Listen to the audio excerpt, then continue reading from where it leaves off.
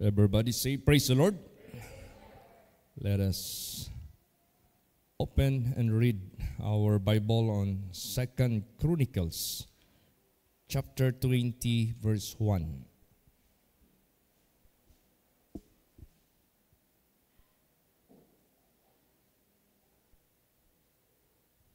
Praise the Lord.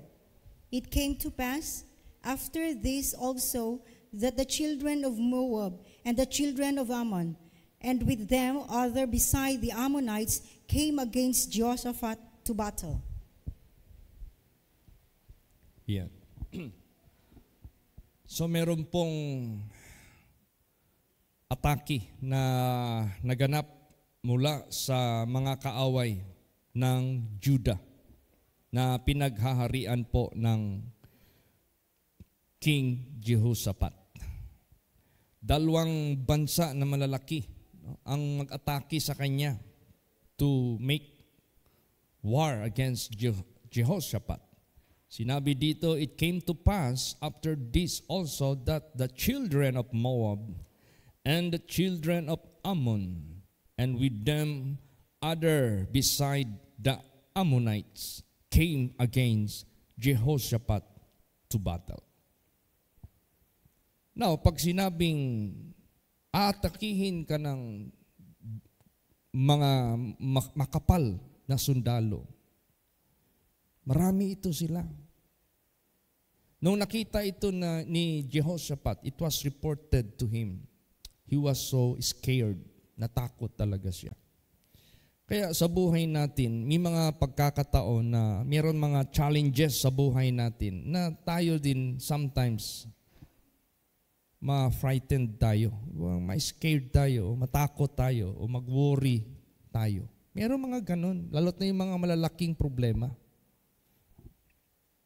So, Jehoshaphat scared for that number of enemies who joined together to fight, to battle against him. Ano ngayon ang kanyang ginawa sa kanyang sitwasyon? Para ito rin ay gawin natin sa buhay natin. Kung may mga bagay-bagay na malalaking challenges na darating sa buhay natin, it might be if you're a student sa school, may mga challenges. If it is a business sector, may mga challenges. If you are a worker or employee, may mga challenges. Lalo't na sa ating faith, sa ating Panginoong Diyos, sa ating pag-stand sa kanyang mga statutes, sa kanyang commandments, na dapat nating i-apply sa buhay natin kahit anumang mga tukso, pagsubok sa buhay natin. That can be also one of the challenges na ating haharap. Sometimes may mga challenges na malalaki talaga, nakakatakot. Tulad na lang sa ating mission dito sa Davao Congregation, tayo yung main church na itinalaga ng ating Panginoong Hesukristo. Binibisita tayo dito, dinadagsa tayo dito ng mga anak ng Diyos, whom God bless, whom God save in different places. Not only the Philippines, Luzon, Visayas, and Mindanao. Nadagdagan na tayo ng overseas na mga congregations. Meron na tayong mga members na tayo sa London, sa US, meron na tayong mga members sa Canada, existing na at yung congregation natin dyan, Malaysia, Hong Kong, may mga churches, may mga ano na tayo doon, congregations na nag-i-exist na hinahandle ang ating mga pastoras and pastors or elders. So, dito lang sa Philippines, dinadagsa tayo dito. So, malaki itong challenge sa buhay po natin. So, ito si Jehoshaphat, sample lang ito sa buhay natin. So anong ginawa niya? Basahin natin. 2 Chronicles 20, verse 3 and 4. Praise the Lord. And Jehoshaphat feared and set himself to seek the Lord and proclaim a fast throughout all Judah. And Judah gathered themselves together to ask help of the Lord. Even out of all the cities of Judah, they came to seek the Lord. Yun ang kanyang ginawa. You cannot deny Kahit pa man na-mention dito, Jehoshaphat feared. Talagang abala siya. Talagang natakot siya. Tayo naman din sa buhay natin, hindi naman tayo matatawag na manhid. Mafe-feel din talaga natin pag may mga pressures, mafe-feel talaga din natin pag may mga tukso, mafe-feel din natin pag may mga trials sa buhay natin. But anong ginawa ni Jehoshaphat? Set himself to seek the Lord. That is the best move na makita natin kay Jehoshaphat na kanyang tinatawag na first move. Praise the Lord. Hinanap niya kaagad ang Panginoon and proclaimed a fast throughout all Judah. Kasi ang involved nito is the entire Judah.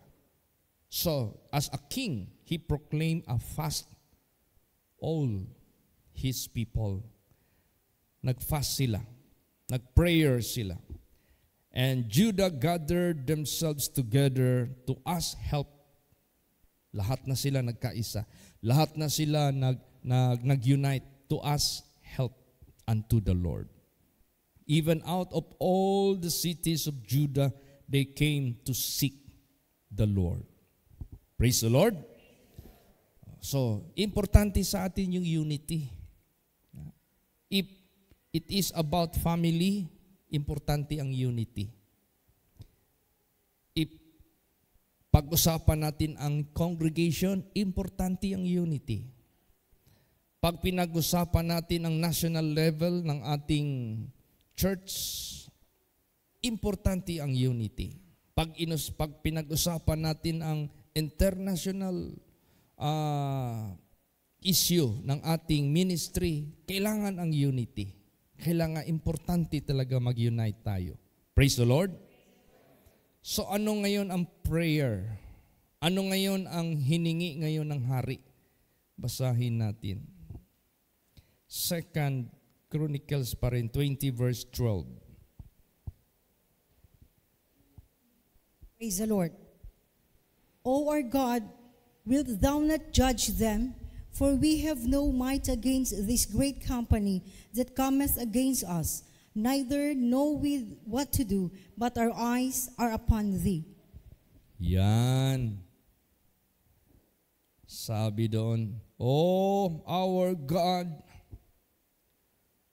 Pero before they came to approach God, they make first clearance or cleansing or sanctification.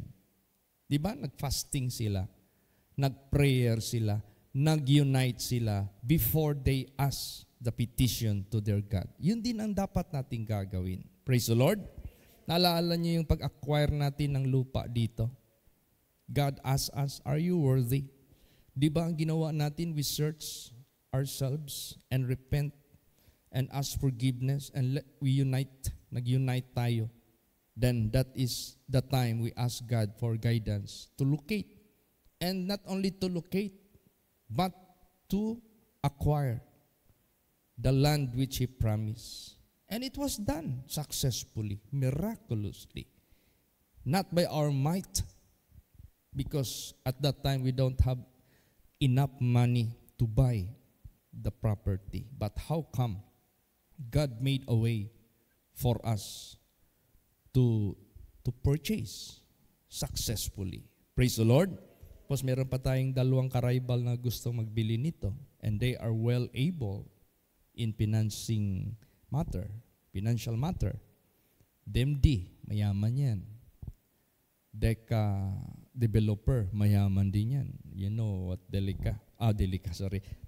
Deka Homes pala. Malaking ano yan, developer yan.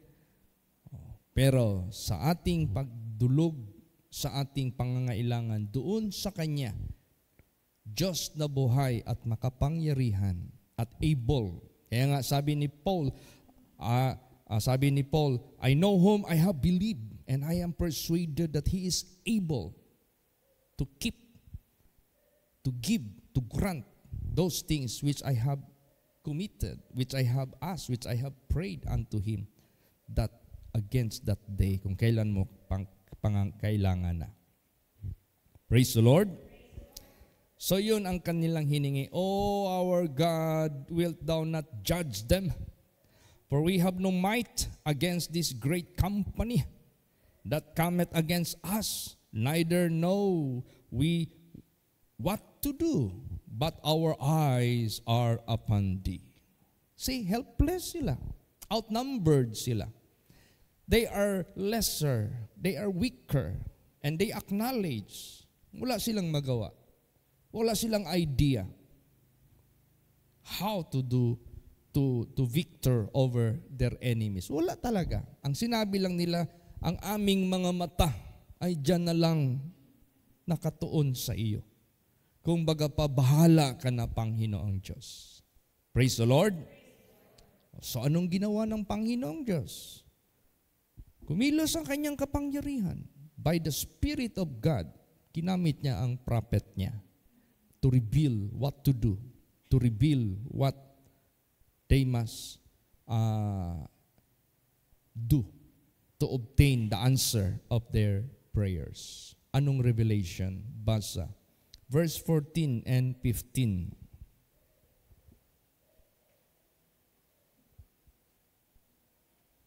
The Lord.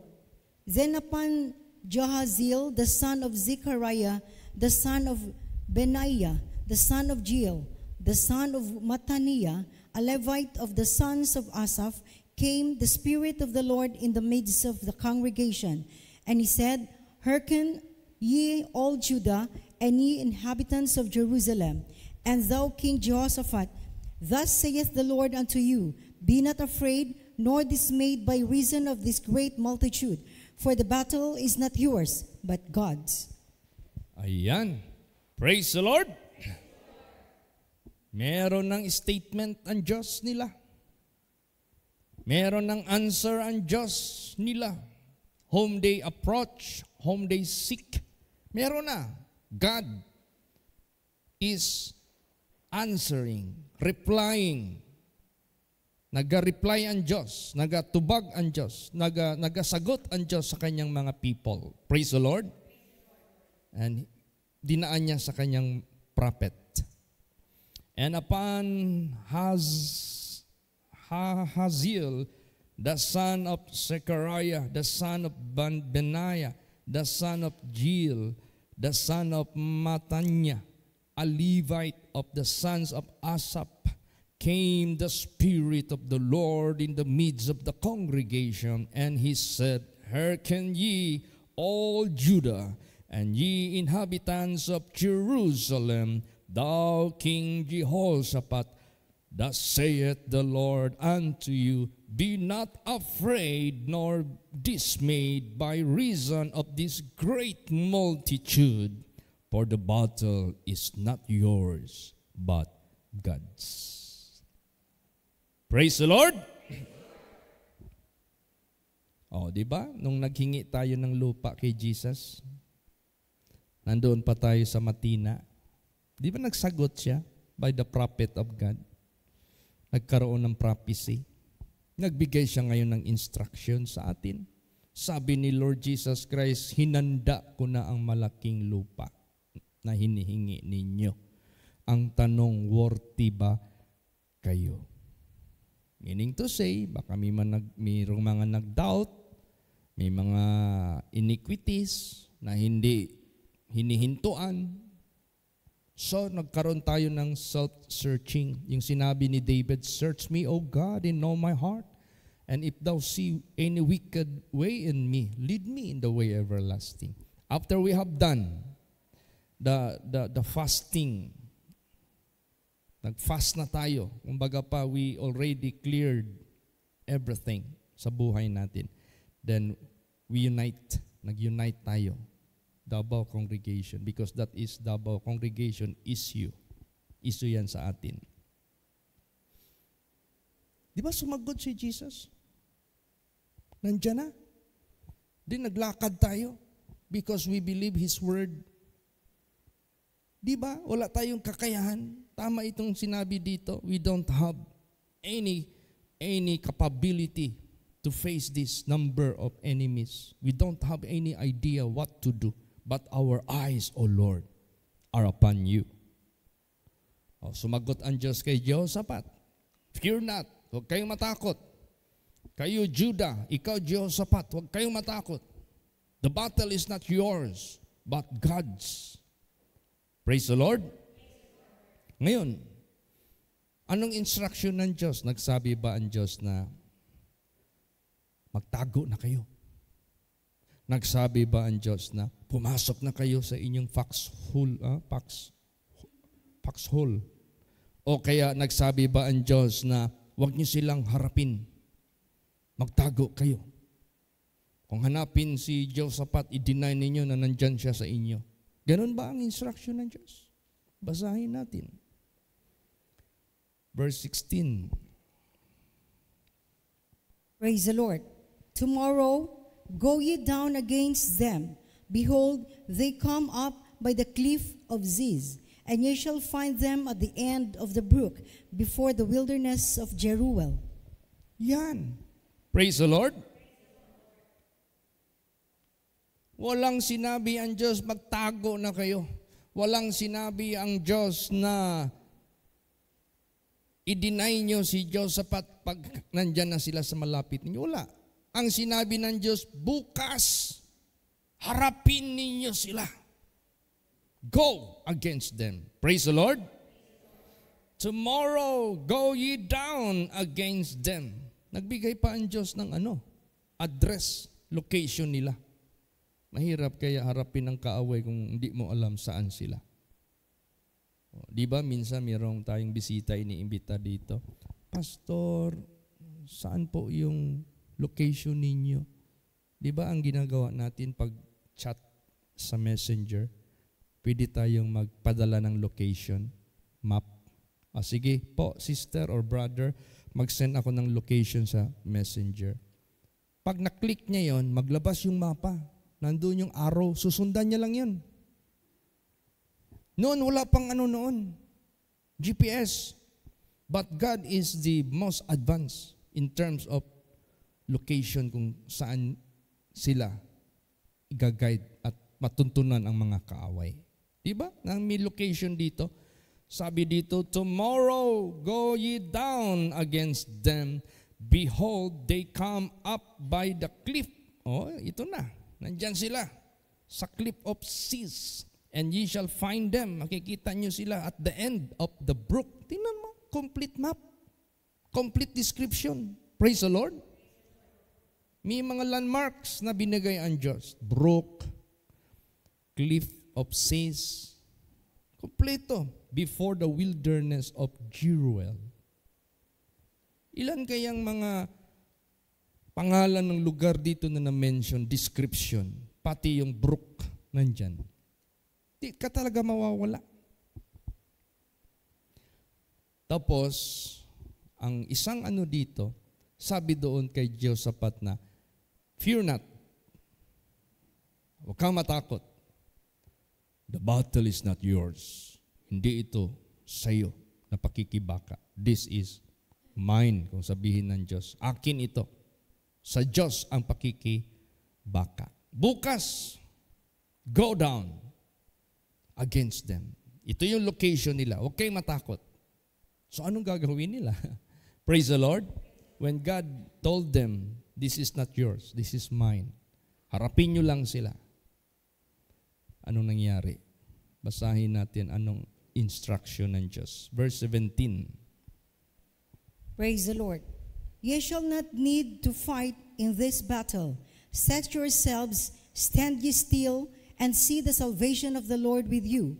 O Judah and Jerusalem, fear not, nor be dismayed. Tomorrow go out against them, for the Lord will be with you.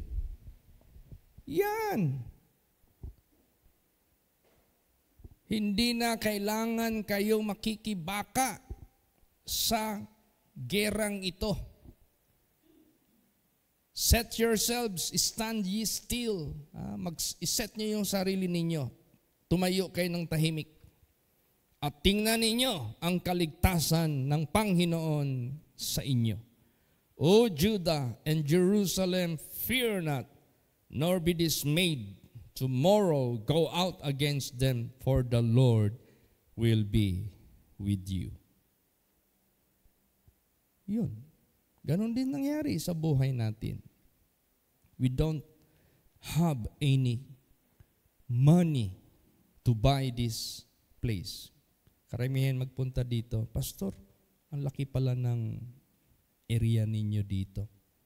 Pag kinuwento ko na ang history nito, namamangha sila. Praise the Lord. They were so amazed how God made us successfully na ma-acquire natin ito. Amazed talaga sila. Makasabi talaga sila, praise the Lord. Why? Ang Diyos nga ang nag-guide sa atin eh. This is His promise and this is what He said. Ito yung sinabi niya na inanda niya na. Talaga. Hinanda niya ito para sa atin. Praise the Lord. Na-acquire natin in His own mighty way. Sa laki ng, alam mo, nagtanong na ako dyan sa itong katabi natin. Yung binilhan natin ng lupa, itong Datuin family. Hindi ko may bakanti pa kayo dito kasi may mga membro din ako nag-aas kung may bakanti pa. Meron pa dyan, 4 lots yan, 400 square meter. Nakausap ko yung anak niya na may-ari. Biko, magkano yung per 100 square meter mo? Sir, Pastor, pakyawon yun na niya kung palit siya sa ako, kaya mo na lang nabilin. 4 lots, 400 square meter. Pero ang per 100 square meter, magpresyuhan lang nako siya o 350K. Tingnan mo, grabe. Super na ang mahal. Praise the Lord. Grabe na. Malaki na ang amount, ang value ng lugar na ito.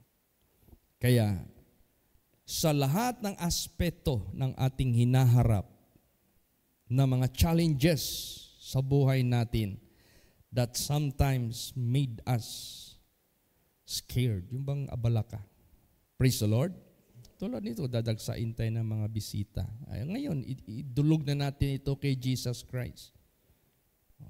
Nakita niyo yung frame dyan na pagmitingan natin, na pagkaisahan natin na ating gagawin. Nakatayo na. Isang poste na lang ang kulang, isang na lang.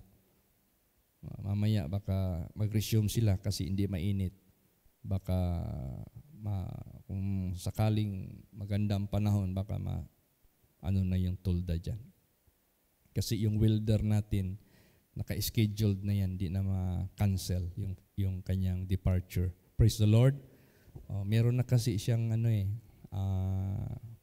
boarding pass. Hindi na mahirap na i-cancel. Kinausap ko yung ticketing, hindi na talaga daw. Sige, praise the Lord. Praise the Lord. I-pray natin yan ha. Let's pray for that. Na maganda ang panahon. So marami tayong inaharap na mga challenges sa buhay natin. Anong first step ang gagawin natin as what Jehoshaphat have done? Hinanap niya kagad ang Diyos. Nag-inquire siya kagad sa Diyos. Nag-fasting kagad siya. Nag-declare kagad siya among the entire people na under sa kanya. Nag-unite sila to seek God and pray. Yun na, nagbigay na ang Diyos ng instruction. Praise the Lord. Nagbigay na ng instruction. So alam mo kung itong mga succeeding verses, anong ginawa nila? Hindi sila kumuha ng mga pana. Kasi ang instruction ng Diyos, you don't need to fight in this battle. Sabi ng Diyos, hindi na kailangan kayong makibaka nito. Alam mo anong ginawa lang nila? They shouted. They praised the Lord. They sing praises unto the Lord. Praise the Lord. So, nung nag-praise na sila sa Panginoon, doon na. Naggawa na. Kumilos na yung pangako ng Diyos, yung kapangyarihan ng Diyos for their victory. Basa. Verse 22. Praise the Lord. And when they began to sing and to praise, the Lord set ambushments against the children of Ammon, Moab, and Mount Seir, which were come against Judah, and they were smitten. Ayan. And when they began to sing and to praise, the Lord set ambushments against the children of Ammon, Moab, and Mount Seir, which were come against Judah, and they were smitten. How? Paano nangyari ito? They were smitten. Alam nyo yung nag-positioning na sila, and they are about to go forward against the children of Judah, the people of God. Alam mo anong ginawa ng Diyos? Anong nangyari? Para maintindihan natin, they were smitten. How they were smitten? Paano sila namatay? Basahin natin. Verse 23. Praise the Lord. For the children of Ammon and Moab stood up against the inhabitants of Mount Seir, utterly to slay and destroy them. And when they had made an end of the inhabitants of Seir, everyone helped to destroy another. Ha? Ano? Kung kailan na sila nagkaroon ng positioning, kung kailan na sila nagkaroon ng tinatawag na they will kill them, what happened? They kill one another. Ang ginawa ng Diyos, ang tingin nila sa fellow nila, kalaban. Sila mismo nagpatayan. Matindi ang nangyari. Nagkaroon ng confusion. Nagkaroon ng misinformation. Ang tingin nila sa kanilang kapwa, kasamahan, kaaway, nagpatayan, nagtulungan sila nagpatayan sa isa't isa. Patay lahat. Kaya nga, natupad yung sinabi ng Diyos, you don't need to fight in this battle. Praise the Lord. This is mine. Akin ito. Just stand still and see the salvation of the Lord. At ano pa naman ang pagkamatay nila? Malinis. Wala talagang naiwan. Walang naka-escape. Basa. Verse 24. And when Judah came toward the watchtower in the wilderness, they looked unto the multitude, and behold, they were dead bodies fallen to the earth, and none escaped. Yan. Walang naka-escape. Ni isa, lahat sila patay. Walang naka-escape. Alam nyo, nung nakita na ni Jehoshaphat and the people of Judah, patay lahat. They were smitten, kumbaga pa. Tapos, ang nangyari pala, they kill one another. Patay lahat. Yes, patay lahat. Ngayon, ang next move na ginawa nila, they went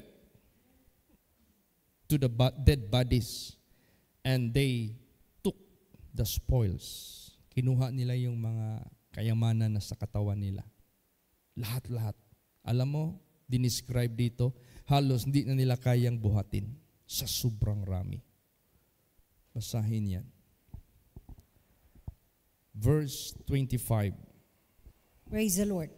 And when Jehoshaphat and his people came to take away the spoil of them, they found among them in abundance both riches with the dead bodies and precious jewels, which they stripped off for themselves, more than they could carry away.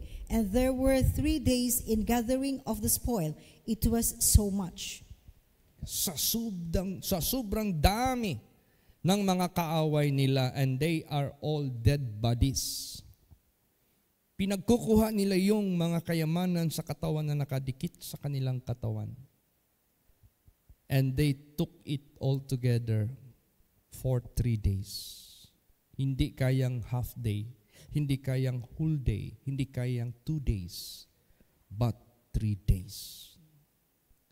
So itong mga challenges sa buhay natin, sometimes we feel fear sometimes. Even Jesus Christ, when He's about to face the so-called crucifixion. Di ba? May takot din si Jesus Christ sa flesh. Sabi nga niya Father, if it is possible, not now, let this cup pass over me.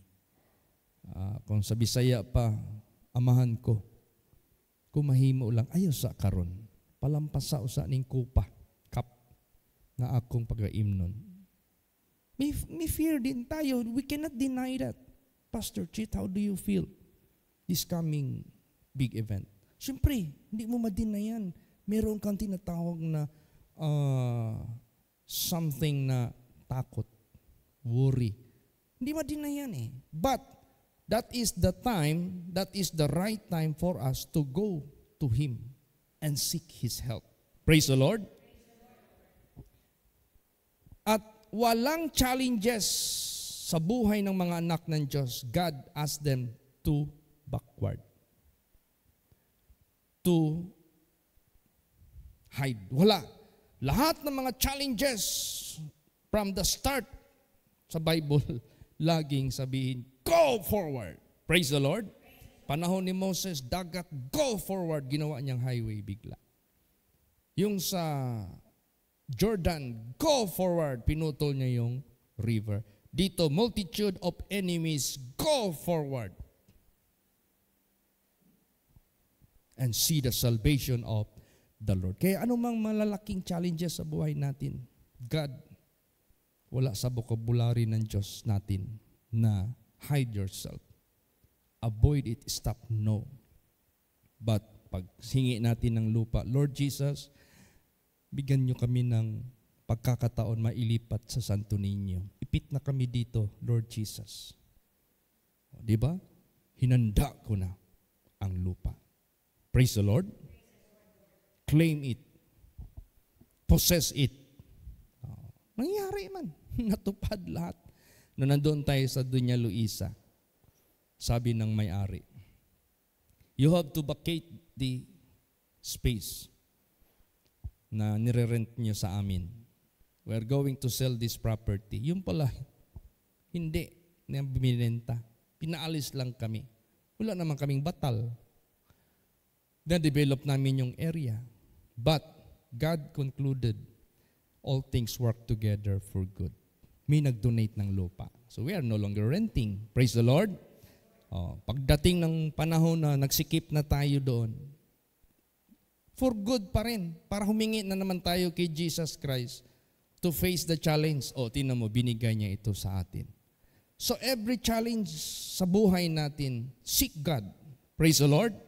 Sa personal life natin, sa family natin, sa congregation natin, sa pangkalahatan ng holy place, anumang challenges na darating sa buhay natin, let us always seek God.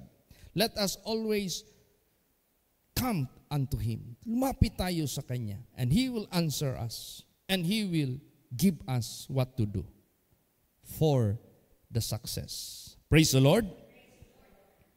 So, when they have gotten all the spoils, umuwi na sila. Basa. Verse 27. Praise the Lord. Then they returned, every man of Judah and Jerusalem, and Jehoshaphat in the forefront of them, to go again to Jerusalem with joy, for the Lord had made them to rejoice over their enemies. Yan. See, God turned the so-called scaring scenario into joy. Yung tinawag na, they that sow in tears shall reap in joy. Kailangan lang luha Kailangan lang ang prayer. Kailangan lang ang fasting. Kailangan lang ang pagsik sa ating Panginoong Diyos. Kailangan lang ang unity. Praise the Lord. Kaya ito rin ang hinaharap natin ngayon sa buhay natin. Lahat ito, i-guide lang tayo ni Lord Jesus Christ. Habang palaki ng palaki yung ministry natin.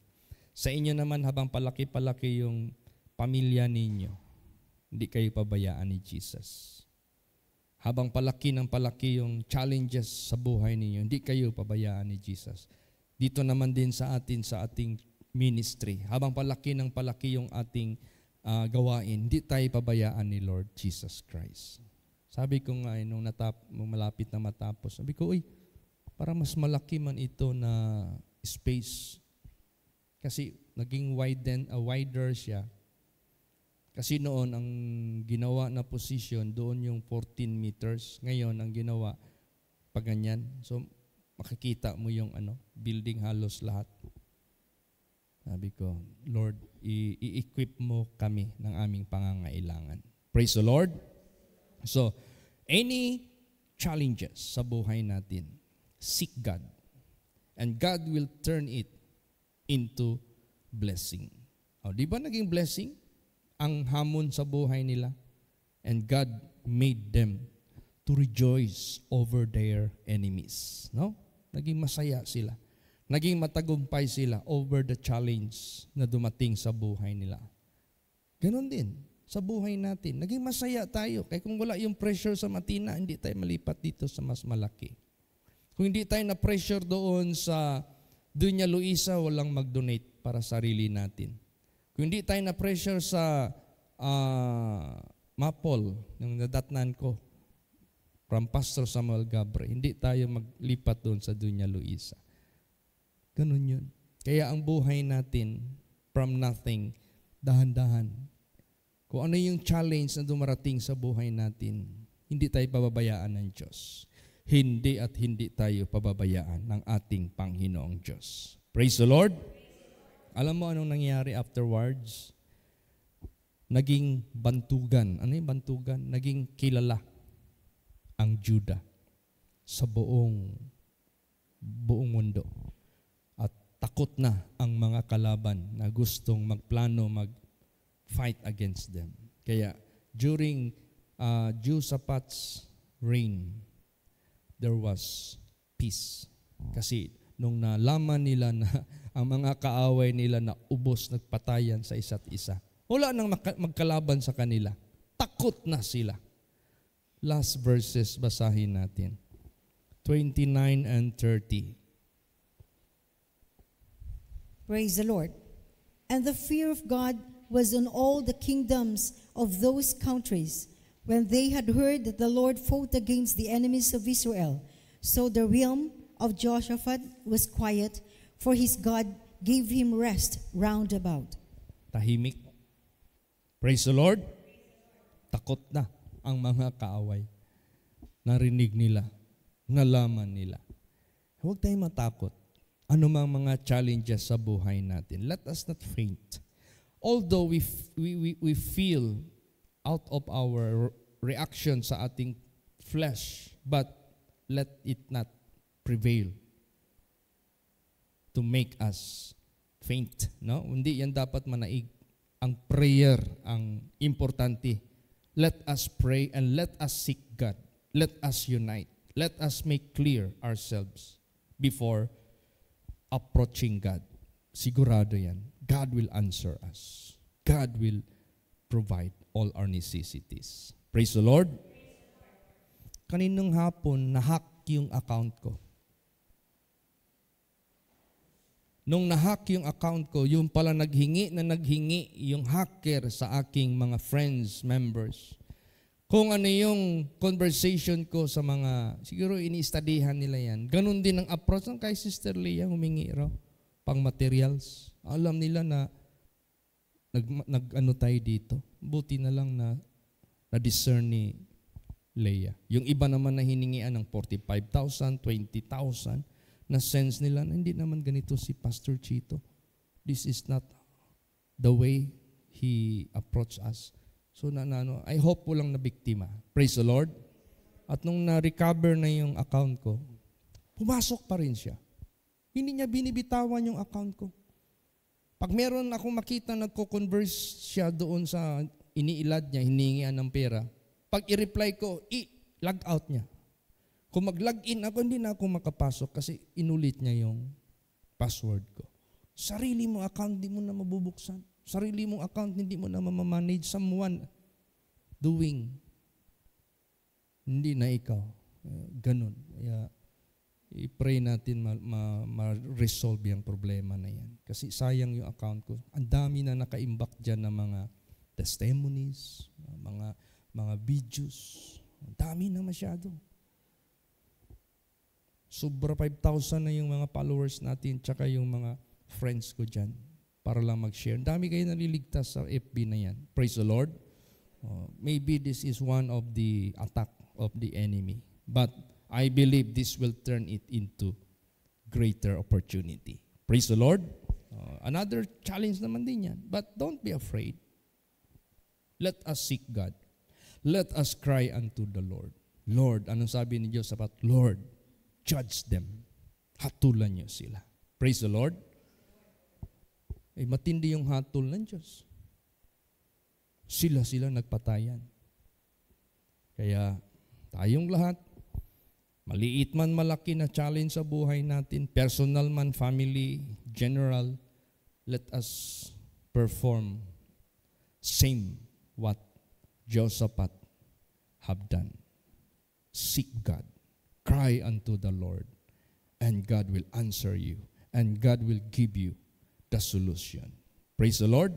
So ang i-pray natin, itong anniversary sa Madsayap, which to be handled with Pastor Tam, at ang anniversary sa Tibalog, to be handled by Pastor Chito, at itong anniversary ng ating Foundation Day. Let's pray for all these things. Praise the Lord. If these are challenge sa buhay natin, let us seek God tonight. Let us pray. Let us commit everything unto the Lord. And He will bring it to pass. Siya na ang bahala sa lahat. Alam ng Diyos ang ating sitwasyon. Alam ng Diyos ang ating present situation. Kung sabi pa ni Jehoshaphat, we can't do nothing. Wala kaming magagawa. We are not able. We don't know what to do. But our eyes are upon you. Ganon din gagawin natin ngayon. Praise the Lord.